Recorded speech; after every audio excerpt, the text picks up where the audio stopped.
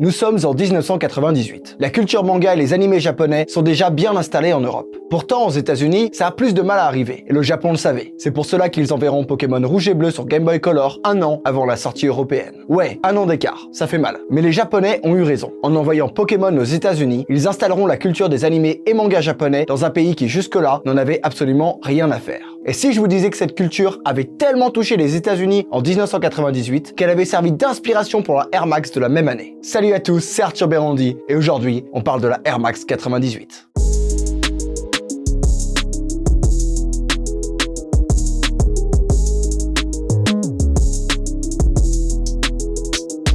Comme chaque année depuis 1987, Nike allait sortir son nouveau modèle de Air Max. Ce modèle contient toujours des améliorations par rapport au précédent, soit au niveau du design, soit au niveau de la bulle d'air. Et pour l'année 1998, la tâche allait être ardue, car la Air Max 97 designée par Christian Tresser avait eu un immense succès, tout comme la 95. Et pour assurer le coup, Nike mettra de nouveau Sergio Lozano, responsable de la Air Max 95, derrière leur nouveau modèle. Et sans le savoir, celui-ci allait voir dans le futur.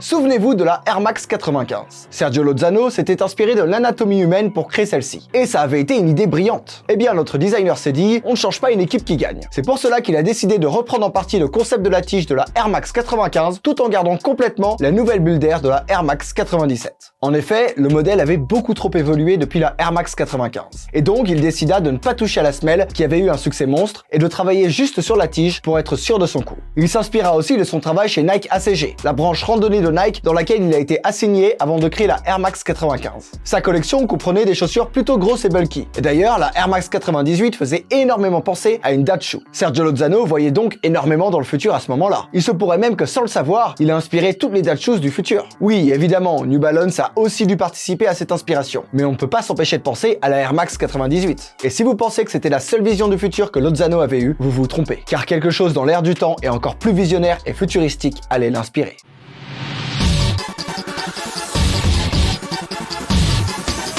On va parler de ma franchise préférée all time, Gundam. Pour vous la faire courte, si vous ne connaissez pas, Gundam est une franchise composée de nombreux animés, et la plupart d'entre eux parlent de guerre spatiale entre des robots géants contrôlés par des humains. Ça a été un succès international, et ça l'est toujours d'ailleurs. Gundam, Gundam Seed, Gundam Seed Destiny, Gundam 00, Gundam Unicorn, Gundam Reconquista NG, Zeta, Iron Blooded Orphans, Gundam Age, c'est l'une des franchises avec le plus de séries différentes de l'histoire. Mais Gundam, à la base, ce sont aussi des maquettes japonaises appelées Gunpla, qui ont eu un succès monstre dans le pays du soleil levant. Aujourd'hui, des maquettes Gunpla toujours plus complexes et belles apparaissent. Et beaucoup de gens en ont fait leur hobby. Et ça a tellement été démocratisé que d'autres franchises de mecha, mais aussi Dragon Ball, Pokémon et Yu-Gi-Oh! Se sont mis à créer des Gunpla. Les fabricants de ces maquettes, c'est une communauté de dingue et toujours ultra positive. Mais bon, Gundam c'est bien, mais qu'est-ce que ça vient faire dans notre histoire? Eh bien, la Air Max 98 est surnommée la Gundam pour plusieurs raisons. Tout d'abord, la légende dit clairement que Sergio Lozano s'est inspiré de l'anime japonais de mecha, dont la hype est arrivée en même temps que celle de Pokémon. Ensuite, on peut regarder les couleurs. On voit du rouge, du bleu, du blanc. Non sérieux, il manquerait plus qu'une tête de robot sur la languette et ce serait encore plus évident. En ce qui concerne la tige, Lozano s'est bel et bien inspiré de la Air Max 95.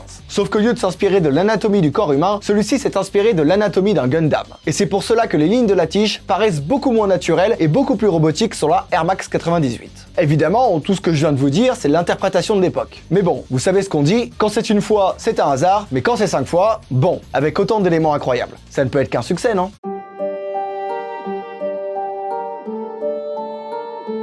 Non! Pas elle! Pas la Gundam! Ça pouvait pas être une autre chaussure! Désolé, ma passion a pris le dessus. Il y a plusieurs raisons qui peuvent expliquer que la Air Max 98 ait échoué. Tout d'abord son prix. On est encore en 1998 et celle-ci se vendait pour 150 $, ce qui est énorme pour l'époque. C'est l'équivalent de vendre une paire à 230 $ en retail aujourd'hui. Elle était même la chaussure la plus chère du catalogue Nike à l'époque. Les gens se concentraient donc plutôt sur la Air Max 95 et 97 qui avaient encore le droit à de nouveaux coloris attrayants. Mais ce n'est pas tout. Ce qui a achevé la Air Max 98, c'est la sortie la même année de la Air Max Plus ou la TN Requin, qui a eu un tel succès qu'elle a totalement effacé la Air Max 98 de la surface de la Terre. Et pourtant, la Air Max 98 avait la même technologie que la TN. Mais bon, le design de la Requin était au-dessus de tout. Ils ont même essayé de sortir une deuxième version de la 98, la 98 TL. Mais celle-ci a fait encore plus couler le modèle. Bref, la Air Max 98 a été un tel échec qu'elle s'est retrouvée en solde. Personne n'en achetait et préférait plutôt acheter des TN plus chers et non soldés. Mais vous savez, avec Nike, une paire de sneakers n'est jamais enterrée définitivement. En mars 2014, 16 ans après la sortie du premier colorway, la Air Max 98 est de retour. Ce sera un retour très timide car ils sortiront que des coloris dont les gens en ont un peu rien à faire sans vouloir être offensants, comme la team Orange. Soyons honnêtes, tout le monde s'en foutait et se demandait pourquoi, alors que les animés japonais grandissaient encore en popularité, ils n'ont pas ressorti la Gundam. Mais une marque que vous connaissez tous, qui était en plus au top de sa hype à ce moment-là, va relancer définitivement le modèle. Supreme. On est en 2016 et les Dachus commencent à devenir vraiment hype. Et Supreme, qui adore déterrer les modèles oubliés avec leurs collaborations, comme la Air Force 2 ou la Air Umara, va déterrer celui-ci au bon moment. En avril 2016, la collaboration apparaît avec 4 paires différentes. La Black, la Red, la Navy et la Cream. Les paires sont sublimes et la collaboration a un grand succès. La combinaison de la hype de Supreme et des Dachus fera partie de ce succès. Mais ce n'est pas tout. La Air Max 98 va encore plus gagner en popularité, car en 2018, pour les 20 ans de la paire, Nike va opter pour un coup de maître. Nike décide de ressortir son colorway OG, la Gundam. Et c'est un succès monstre, bien plus grand que la collaboration avec Supreme. La hype des animés est bien plus forte qu'en 98. Et ne parlons même pas des Dachus. Les sneakers addicts se sont jetés sur la re-release et la paire était sold out en un rien de temps. Dites-vous qu'elle se revend aujourd'hui aux alentours de 600 €, ce qui est énorme pour une Air Max. Bref, merci Nike, merci pour beaucoup marketing, merci pour votre communication. Vous avez relancé un modèle que tout le monde pensait oublier et qui fait extrêmement plaisir aux fans de la franchise. Ce modèle a relancé la Air Max 98 et a donc permis à plein de nouveaux coloris de sortir, comme la South Beach, la Charlotte Hornet ou la Mescla. Ce qui fait qu'on voit de plus en plus de gens dans la rue porter différents coloris de ce modèle. Pour conclure, je dirais que ce n'est pas la dernière fois qu'on va voir une collaboration entre un animé japonais et des marques comme Nike. D'ailleurs, récemment, Nike SB a eu le droit à sa collaboration officielle avec Gundam Unicorn. De quoi rendre canon le fait que la Air Max 98 soit bel et bien la Gundam. Cette culture se répand de plus en plus, et des adultes en Europe et aux USA, comme au Japon, se mettent aux animés, et je trouve ça dingue. En tout cas, grâce à ça, la Air Max 98 a encore de beaux jours devant elle, et ce n'est pas prêt de s'arrêter.